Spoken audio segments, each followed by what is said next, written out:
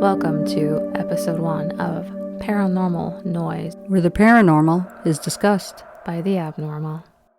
I'm Elsie. And I'm Kenzie. Since this is our first podcast, we want to give you a general idea of what we're about. I've been drawn to the paranormal since I was a kid, and I wanted to create a podcast about the paranormal, so I asked Kenzie to counterpart me. Here we are. We will be covering a variety of topics, such as New England encounters, personal experiences, local ghost tales, true ghost stories, and maybe movies based on true stories. Today we are talking about the infamous Amityville horror house. It has some interesting aspects to it. For those of you that don't know the history, it actually started when the DeFeo family lived in the home. So back in 1974, actually, it was November 13th, 1974. 6 members of the DeFeo family were murdered. And Ronald DeFeo, who was one of the sons, was convicted of second-degree murder in November 1975. The story goes that he shot and killed the rest of his family with a .35 Marlin rifle. He was 23 years old at that time. He's currently still serving 6 25-year life sentences. Where is he serving at? I don't know where he currently is. But he is in New York State somewhere. That is correct. He had claimed to have heard voices telling him to kill his family, but his story changed tons of times over the years. And one of the things I had learned was that Ronald was on drugs, and he was a chronic heroin user. So that kind of makes it even more interesting. If he was on drugs, what exactly was he hearing voices because of these drugs?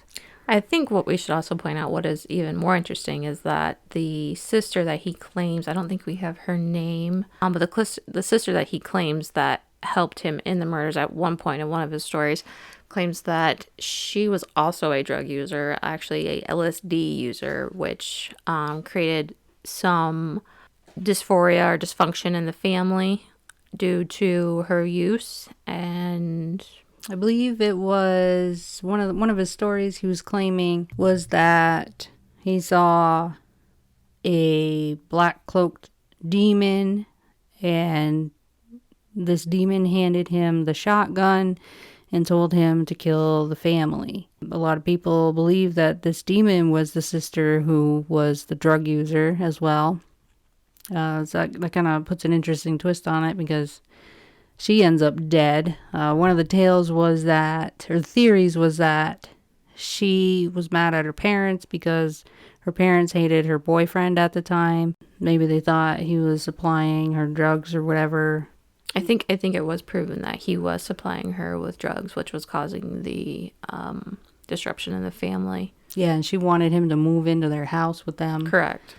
Oh, how common that kind of thinking was back in the 70s, you know what I mean? Like, how welcoming that would have been anyway.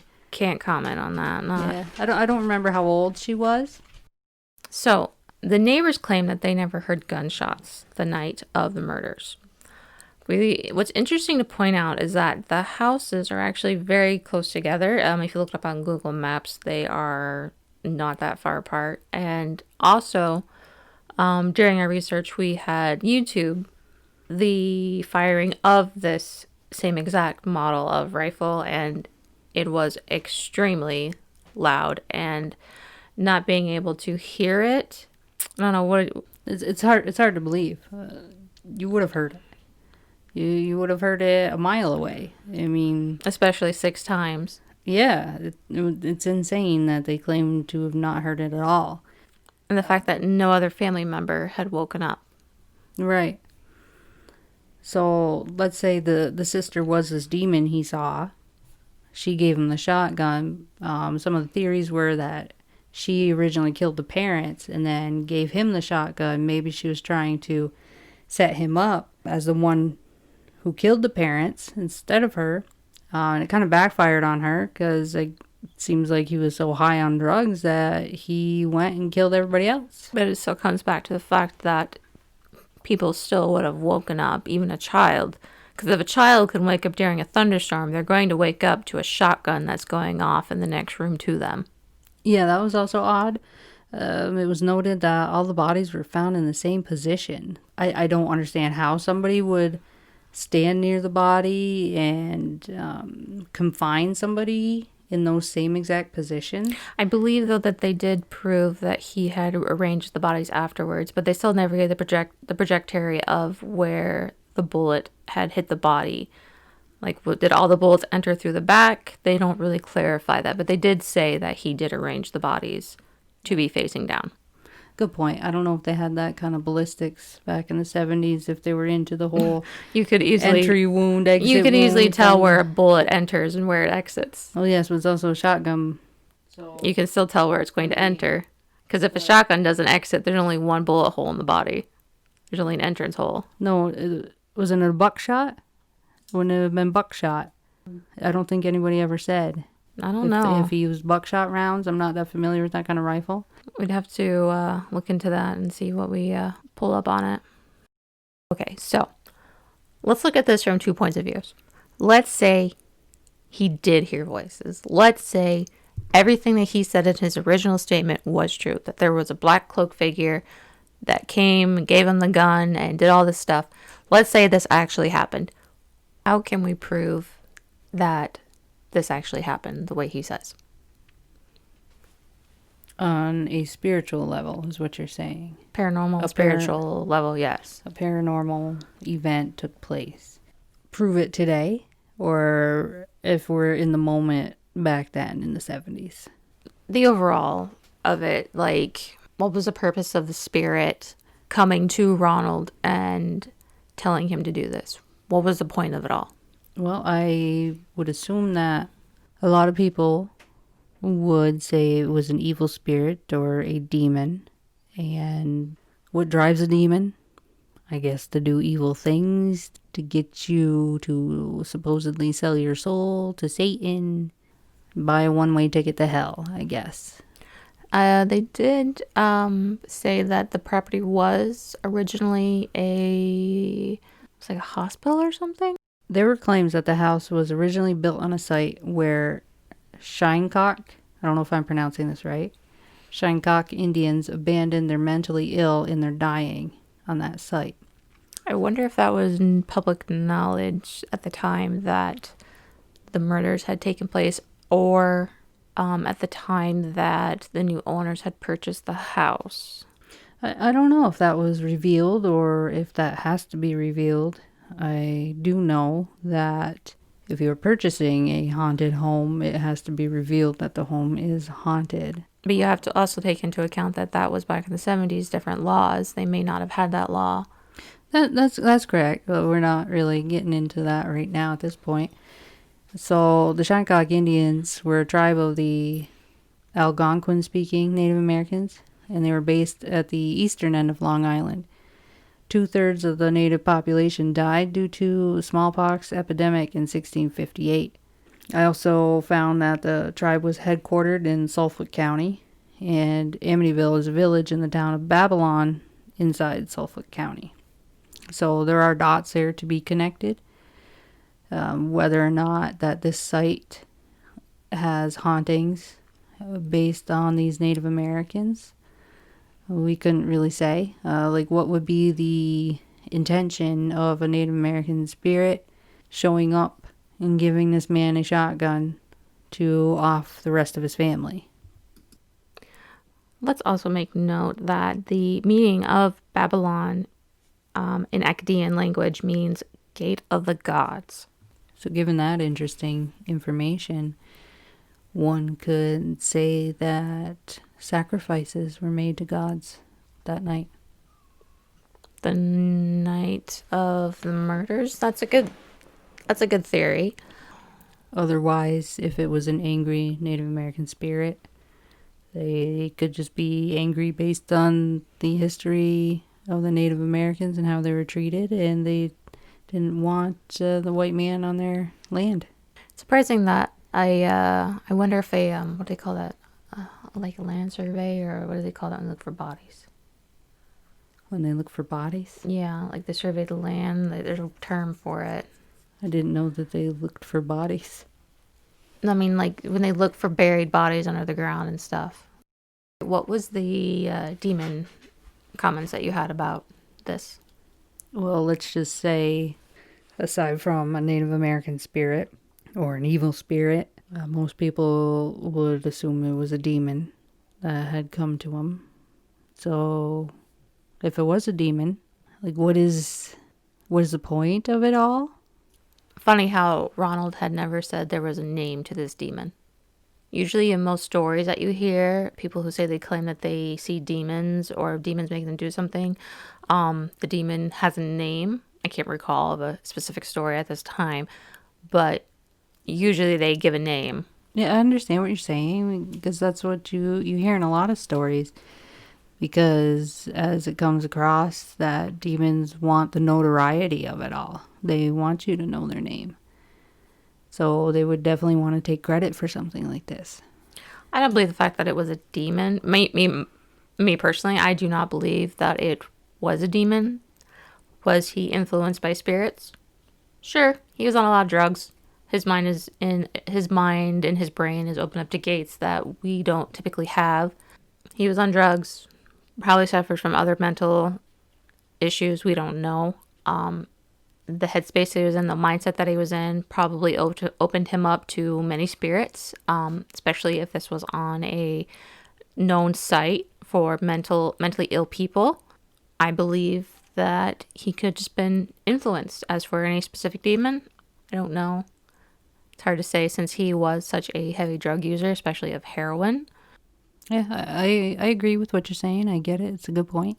I myself, I'm not for the demon theory, as I do not believe in demons myself. I'm not saying they don't exist. I just, I don't believe in them.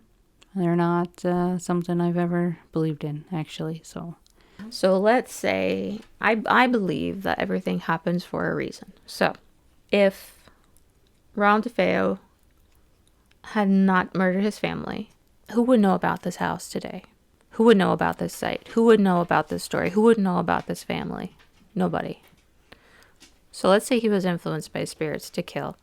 By doing that, you are creating a forever memory. You are creating something that can be forever remembered. Everybody is going to remember, not actually everybody, but people are going to remember the Amityville Horror House. People are going to remember the movies, the book, the numerous documentaries. They're going to remember because of all this stuff happened. If he had not killed his family, if that house was not bought by another family and they had not experienced this stuff, no one would remember this house. No one would remember Spirit. I think it's something to really kind of think about and just take a step back and kind of analyze that aspect of that. Yeah, I could see that it was done to create a larger awareness. That's very possible. But there are so many other paranormal aspects that it could have been. I mean, we have possibilities of shadow people and skinwalkers. I mean, who's to say his sister wasn't mimicked by a skinwalker and then appeared before him? Because it brings me back to also the discussion about not hearing the gunshots. So let's say Spirit took over and they kept all that noise in the house. Let's say, for a visual picture, they created a bubble around that house where no noise could escape it. All I can picture is the big Harry Potter bubble right now. There was a bubble in Harry Potter. Yes, when they lifted their wands up to create the big force field around. Okay, let's think of the Harry Potter protective bubble. So, well, yeah, let's say Ronald DeFeo was a big Voldemort in this scenario.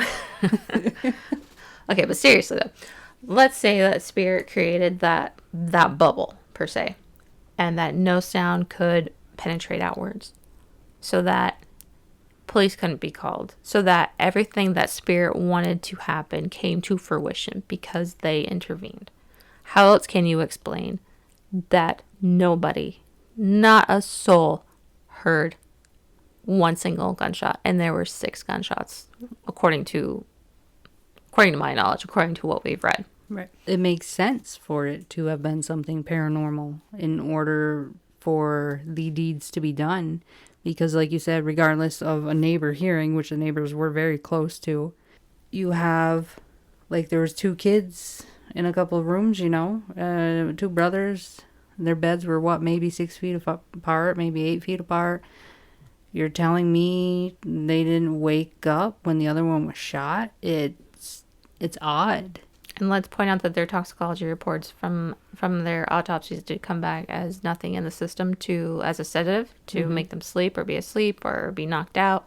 Granted, there's probably a plethora of drugs back then that they didn't test for, that they didn't have the means to test for. I mean, there's a lot of variables to that. I don't know the full details of what they were capable of back in the 70s, so... But it is interesting to point out that their toxicology reports did come back negative. Yeah, because I thought it was strange. And you remember reading or hearing that he had killed them elsewhere and then put them in the beds? Or did he kill them in the beds and just flip them over and place them in those positions? Unless I had pointed out earlier and said that he had admitted to placing them in those positions. Okay. Because I remember that... there was just so much blood. I believe that they all figured out that they were killed right there in their beds.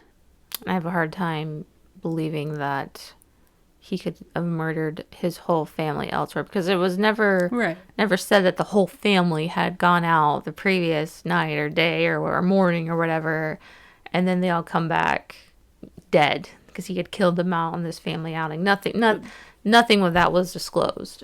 No, not at all. But I was just pointing out the fact that they had to have been shot right there in their rooms, next obviously. to each other. Yes. It's not like he took each one of them at a time down to the basement, shot them there, and then brought them all the way back upstairs. Because that would have been like a big mess to clean up. I still believe that you would have been able to hear the gunshot even in a basement. Oh, yeah, absolutely. I wonder if it's ever discussed or disclosed that he had any hearing damage after that. Because I think, and I could be very wrong on this, let's say for argument's sake, that he took the family down to the basement one by one, apparently not drugged, and just shot them. One, how are you going to get them down the basement one by one? Are they all just going to stand there and wait for you to shoot them? The whole probability of this is just insane to be accurate. And like I said, if he's going to be down in the basement, he's going to shoot them. As loud as that gunshot was that we had watched on YouTube, there's no way he wouldn't have hearing damage from that close range, especially in a small, compacted basement. Right. I mean, he should have suffered some hearing damage shooting them in the bedrooms. It's all speculation. Could be wrong. I don't know the full details or anything about the rifle, but if we take it back to the spiritual level, that spirit intervened. Could spirit have taken over the bodies of the sleeping victims and put them almost in a comatose state while he did what he had to do? I believe so, yes. So then we can talk about the reality of the situation. What most people believe, he did it. And yeah, he was under the influence of drugs. So, heroin. I don't know a lot of details about taking heroin. So, would it make him, visually see shit? Hallucinate? Yeah. Possibly. But, I have zero experience with heroin. Right. I mean, and they didn't disclose, this documentary that we have watched. They just said he was on drugs. We had to do further investigation to see that he was a heroin user. But they never did disclose that, yeah, he did heroin that night. Maybe he did a buttload of drugs that night. We don't know. I still think that the paranormal versus actual common sense argument of it, I think the paranormal argument is a lot bigger than what the non-paranormal argument could be. Right. Yeah, I agree. Because there's a little bit more to the reality too. Like they say they think he had a second person was involved. I guess recently they found an old handgun that was thrown into the river or down a drain and ended up in the river recently. It was in the river. They had found it. I'm not sure when they had found that. I don't know if it was within the Semi-recently. last 20 years or so. I can't remember when, but they tied it to him. I can't remember how. They tied it to him. It was so close to his house. I don't know. Or that there was one missing, maybe. But his family owned. But still, bullet ballistics still should have come back as saying that each gunshot wound was made by that Marlin. Right, but here's my point. There was a second person there. They were holding that revolver or whatever, handgun, up to these people's heads, telling them to be quiet while he shot them with the shotgun. Don't move. And then that's how they kept them still. Maybe. That's just a theory in there. Yeah, that's true. And it's like most people that are pinched for something are going to rat out somebody else that's involved. Most people are going to do that. He never said anybody else was involved, except for this figure that came to him. But his story does change multiple times. We're saying that a figure was involved and then that his sister was involved. And it's, you can't believe a lot of what the man is saying just because he is a pathological liar.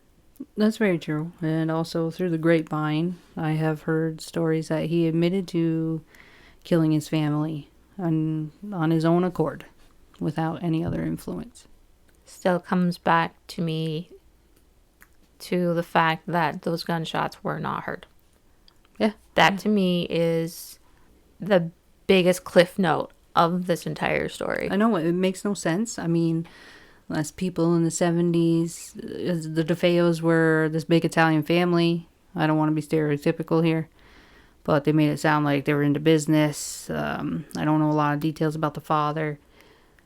Maybe he was involved in some bigger stuff, you know what I mean? And in the 70s, things were going on. People were more tight-lipped, and maybe they didn't want to say anything. Maybe they were scared. It's a possibility, but it's still not something they touched on a whole lot of. No, not at all, because why would they? That would just be admitting to there being these crime bosses out there. In Long Island, though? That's close to the city. I guess I am not well versed in that. It's just an idea. I mean, who knows? Like, why else? Because, okay, Ronald was the last one left of that family. Mm-hmm. He's going to jail. He's guaranteed going to jail.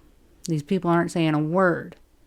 So either, yes, something paranormal happened and they didn't really hear anything at all, or they did hear something and they were scared that somebody else would come after them.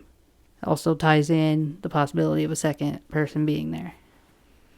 I wonder how big the occult was, or like today's age, it's easy to come up with descriptions of demons, angels, spirits, ghosts, what have you. Whereas back in the 70s, people, I don't believe, or at least in my opinion, I don't believe people were as imaginative because it wasn't something as common as it is now. Granted, I don't know what he was into. I wasn't born in the 70s. I don't know how life was in the 70s. I'm just an observation. I'm not sure either. I can't remember if they went into their religious history or not. I mean, the family was Italian. It's safe to say that they were Christian or Catholic. Catholic, definitely. Of the choice. As far as I know, they never went into Ronald's religious beliefs at all. So let's say he was Catholic. So he would have automatically believed in angels and demons. True. That's a good point. So I think we've covered quite a lot on the DeFeo family for this episode. Next time we are going to talk about the Lutzes. So tune in for episode 2 about the Lutz family who purchased the Amityville horror house and gave it the infamous name. Keep it spooky, guys. And stay abnormal. For more of our content, you can visit us online at Paranormal Noise on Facebook, Twitter, and YouTube, and at Paranormal Noise Podcast on Instagram and TikTok. All topics discussed in our Paranormal Noise podcast are for entertainment purposes only. All views and opinions expressed in this podcast are ours and do not represent the opinions of any entity whatsoever with which we have been, are now, or will be affiliated. Any content provided by our guests is of their opinion and is not intended to malign any religion, ethnic group, club, organization, company, individual, or anyone or anything.